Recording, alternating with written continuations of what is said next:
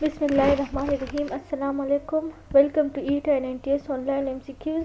آج کے اس ویڈیو میں ہم آپ کے ساتھ اسلامیات کے MCQs شیئر کریں گے جو کہ اسلامیات کے ٹیکسٹ بک سے لیے گئے ہیں گریڈ 4 سے لے کر گریڈ 10 تک۔ یہ MCQs جو ہیں یہ آپ لوگوں کو قاری اور قاریہ کا جو PPS 12 کا ٹیسٹ ہے اس میں آپ کے لیے بہت زیادہ ہیلپ فل ہوگا۔ یہ ٹیسٹ جو ہے 20 مارچ کو ہوگا، بروز اتوار یعنی کل ہوگا، اور یہ MCQs جو ہے اسسٹنٹ اور کمپیوٹر آپریٹر کا جو سول سیکریٹریٹ کا جو ٹیسٹ ہے کل انشاءاللہ اس میں بھی یہ آپ لوگوں کے لیے بہت زیادہ ہیلپ فل ہوں گے۔ تو چلتے ہیں کوسچن نمبر 1 کی طرف۔ سوال نمبر 1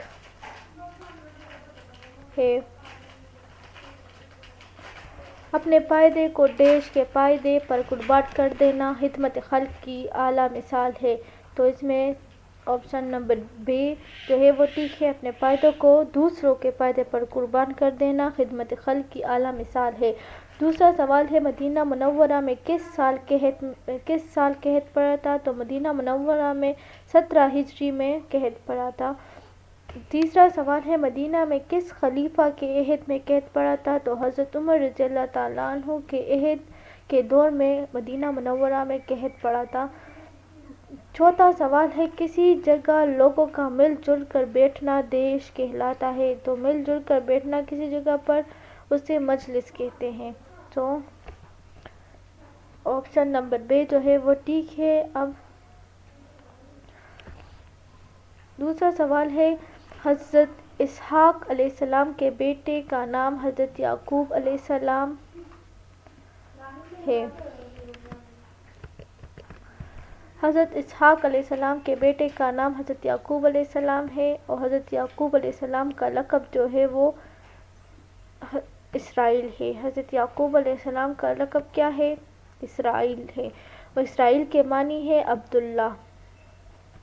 بنی اسرائیل جو ہے وہ بنی اسرائیل کا مطلب ہے اسرائیل کی اولاد، اور بنی اسرائیل جو ہے وہ حضرت یعقوب علیہ السلام کا لقب ہے۔ تو بنی اسرائیل کا مطلب ہے کہ حضرت یعقوب علیہ السلام کی اولاد۔ اگلا سوال ہے، حضرت موسیٰ علیہ السلام کا تعلق بنی اسرائیل سے ہے؟ حضرت موسیٰ علیہ السلام جو ہے وہ بھی حضرت یعقوب علیہ السلام کی اولاد میں سے تھے، تو ان کا تعلق بھی بنی اسرائیل سے تھا۔ مصری اور بنی اسرائیل کے نوجوانوں کے درمیان جھگڑے میں حضرت موسیٰ علیہ السلام نے ڈیش کو مکہ مار کر ڈیش قتل کر دیا۔ حضرت موسیٰ علیہ السلام نے ایک مصری کو مکہ مار کر قتل کر دیا تھا۔ اگلا سوال ہے، سزا کے ڈر سے حضرت موسیٰ علیہ السلام ڈیش کے پاس ڈیش قیام پذیر رہے؟ تو سزا کے ڈر سے حضرت موسیٰ علیہ السلام مدین چلے گئے تھے، اور وہاں پر حضرت شعیب علیہ السلام کے پاس 10 سال قیام پذیر رہے۔ حضرت موسیٰ علیہ السلام کی شادی حضرت شعیب علیہ السلام کی بیٹی سے ہوئی تھی۔ حضرت موسیٰ علیہ السلام کے ساتھ اللہ تعالیٰ پہلی دفعہ ہم کلام طوٰ وادی میں ہوئے تھے۔ حضرت موسیٰ علیہ السلام اللہ تعالیٰ کے ساتھ کوہ طور پر ہم کلام ہوئے تھے۔ مصر کے بادشاہ فرعون کو ان کے نجومیوں نے خبر دی تھی۔ کیا خبر دی تھی؟ یہ خبر دی تھی کہ ایک دن ایک لڑکا جو ہے وہ ان کی بادشاہت کو ختم کر دے گا، اور تب سے انہوں نے اپنے تمام شہر یا اپنے ملک میں تمام بچوں کو جو لڑکے پیدا ہوتے تھے ان کو قتل کرنے کا حکم دیا تھا۔ حضرت موسیٰ علیہ السلام کوہ طور پر گئے تو انہوں نے گائے کے بچھڑے کے مجسمے کو پوجا شروع کر دی۔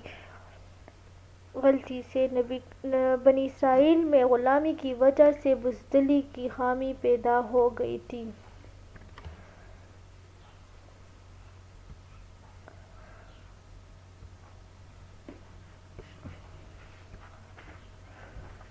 قرآن مجید میں سب سے زیادہ جو ہے حضرت موسیٰ علیہ السلام کا ذکر آیا ہے۔ قرآن مجید میں سب سے زیادہ حضرت موسیٰ علیہ السلام کا ذکر آیا ہے۔ قرآن مجید میں حضرت موسیٰ علیہ السلام کا ذکر 28 پاروں میں آیا ہے۔ قرآن مجید میں ٹوٹل سپاروں جو ہے وہ 30 ہے، جبکہ 28 سپاروں میں حضرت موسیٰ علیہ السلام کا ذکر آیا ہے۔ قرآن مجید کی ٹوٹل کل سورتوں کی تعداد 114 ہے، جبکہ 36 36 صورتوں میں حضرت موسیٰ علیہ السلام کا ذکر آیا ہے۔ اگلے سوال کی طرف دیکھیں۔ اگلا سوال جو ہے وہ حضرت عمر رضی اللہ تعالیٰ عنہ کے سبق سے لیا گیا ہے۔ کلاس چہارم کے سبق حضرت عمر رضی اللہ تعالیٰ عنہ سے لیا گیا ہے۔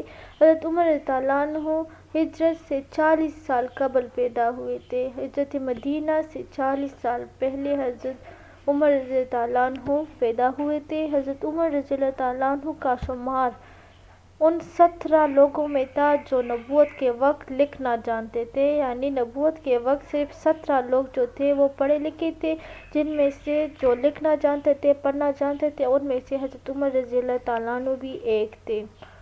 اگلے سوال کی طرف۔ اگلا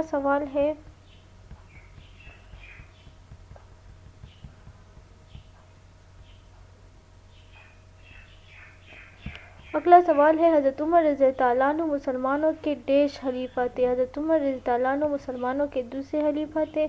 پہلے خلیفہ حضرت ابوبکر رضی اللہ تعالیٰ عنہ تھے، دوسرے حضرت عمر رضی اللہ تعالیٰ عنہ تھے، تیسرے جو ہے حضرت عثمان رضی اللہ تعالیٰ عنہ تھے، اور چوتھے خلیفہ حضرت علی رضی اللہ تعالیٰ عنہ تھے۔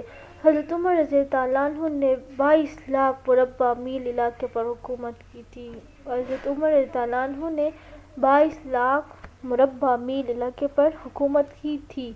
حضرت عمر رضی اللہ عنہ سورہ طٰہٰ سن کر مسلمان ہو گئے تھے۔ حضرت عمر علیہ السلام کی جو بہن تھی وہ سورہ طٰہٰ کی تلاوت کر رہی تھی۔ جب حضرت عمر ان کے گھر گئے تو انہوں نے سورہ طٰہٰ سنی اور تب وہ مسلمان ہو گئے۔ حضرت عمر رضی اللہ عنہ نبوت کے چھٹے سال ایمان لے آئے تھے۔ حضور صلی اللہ علیہ وسلم پر نبوت کے چھٹے سال بعد حضرت عمر رضی اللہ عنہ وہ مسلمان ہوئے تھے۔ حضرت عمر رضی اللہ عنہ کی کنیت ابو حفص تھی۔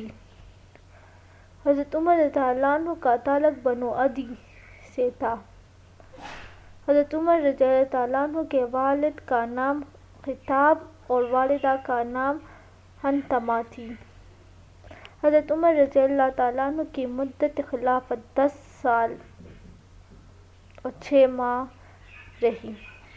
اگلا سوال ہے، اسلام میں خلافت کی بنیاد کس صحابی کے عہد سے پڑی؟ تو اسلام میں خلافت کی بنیاد حضرت ابوبکر رضی اللہ عنہ کے زمانے سے پڑی، کیونکہ حضرت ابوبکر رضی اللہ عنہ اسلام کے پہلے خلیفہ تھے۔ دوسرا سوال ہے،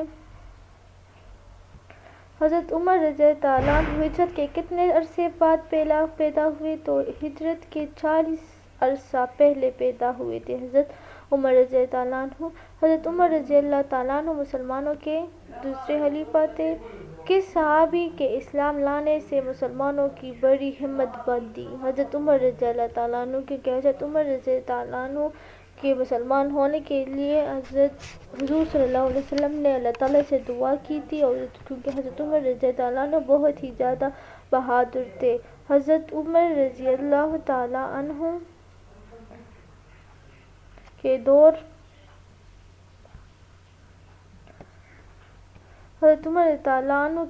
میں کن بادشاہوں کی حکومت یا حکومتیں ٹوٹ کر مسلمانوں کی حکومت کا حصہ بن گئی تھی؟ حضرت عمر رضی اللہ عنہ کے دور میں کیسر اور کسریٰ کی حکومتیں ٹوٹ کر مسلمانوں کی حکومتیں ٹوٹ گئی تھی اور وہ مسلمانوں کی حکومتوں کا حصہ بن گئی تھی۔ تو آپشن نمبر ا اور ب دونوں اس میں سے ٹھیک ہے۔ اب اگلا سوال دیکھیں۔